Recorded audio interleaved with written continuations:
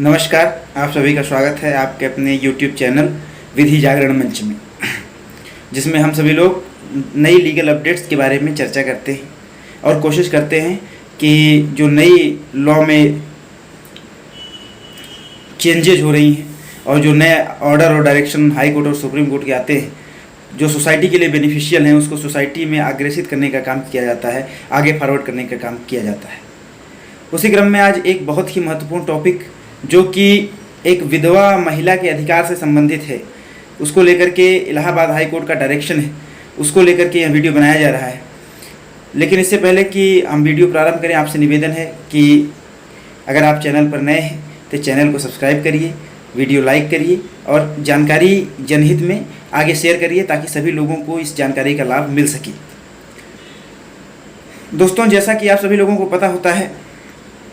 कि जब एक महिला की एक पुरुष के साथ शादी हो जाती है तो वह उसकी अर्धांगिनी हो जाती है, तो उसके साथ साथ उसके सारे अधिकार और कर्तव्यों का निर्वहन भी उसके उपरांत उस महिला के ऊपर आता है। लेकिन अक्सर सोसाइटी में ऐसा देखा गया है, ऐसी मेरी लैंग्वेज नहीं है, ऐसी कोर्ट ने इस जजमेंट के अंदर लैंग्वेज यूज़ की है कि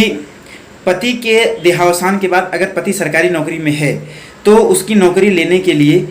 परिवार वाले पत्नी के ऊपर तमाम प्रकार के आरोप लगा करके उसको उस घर से बेदखल करना चाहते हैं और उस नौकरी को हथियाना चाहते हैं, या जो अनुकंपा के आधार पर नौकरी मिलती है उस नौकरी को लेना चाहते हैं और उसका लाभ उठाना चाहते हैं। लेकिन इस मामले में कोर्ट ने इस बात को नकार दिया। इलाहाबाद हाई कोर्ट में जस्टिस सिद्धार्थ ने, मामला कुशीनगर का है, जहां पर दीपिका शर्मा के पति जो कि वर्ष 2015 में बेसिक शिक्षा में शिक्षक नियुक्त हुए थे, उनकी मृत्यु 2018 में हो जाती है और 2017 में उनकी शादी हुई थी और शादी होने के पूर्व ही उनको एक नौकरी लगने के बाद मृत्यु होने के पूर्व उनको एक बच्चा भी हो गया था। लेकिन जब उनकी डेथ हो गई तो उसके बाद जो उनके ससुर थे, उनके देवर थे, उन्होंने उनके ऊपर यह आरोप लगाया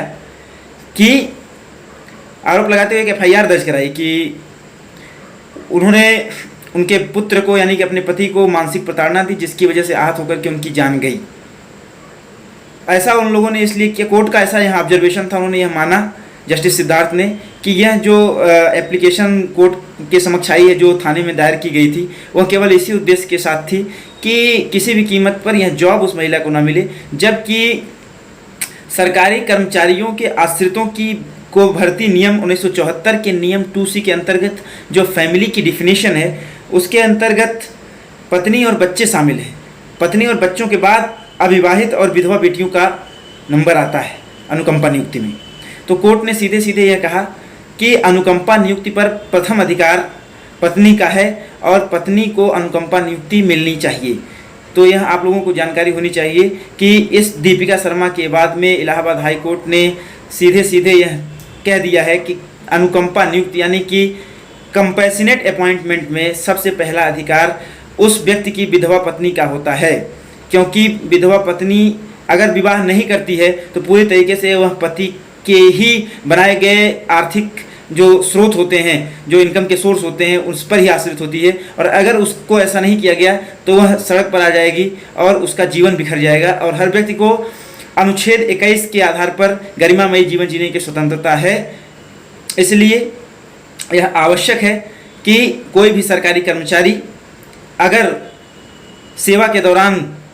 असमय ही मृत्यु को प्राप्त होता है तो उसकी पत्नी को कंपैशनेट अपॉइंटमेंट उस विभाग में दिया जाए। और ऐसा आदेश उन्होंने कुशीनगर के बेसिक शिक्षा अधिकारी को निर्गत किया है कि शीघ्र ही जो वादिनी है दीपिका शर्मा, उनको कंपैशनेट अपॉइंटमेंट दिया जाए और शीघ्र ही उन्हें उनकी नौकरी बहाल की जाए। और जितने दिन अभी बचे हुए हैं, जब से करना चाहिए था, इनको देना चाहिए था नौकरी, तब से लेकर अब तक उनको भुगतान किया जाए। तो ये मामला था, तो ये आपको जानना चाहिए। और किसी भी प्रकार का इस प्रकार का केस अगर समाज में आता है तो आप अपने अधिवक्ता से कह सकते हैं। अगर आप अधिवक्ता हैं, आप इस प्रकार का कोई केस लड़ रहे हैं, तो आप भी इस प्रकार का उदाहरण कोर्ट के अंदर रख सकते हैं। धन्यवाद।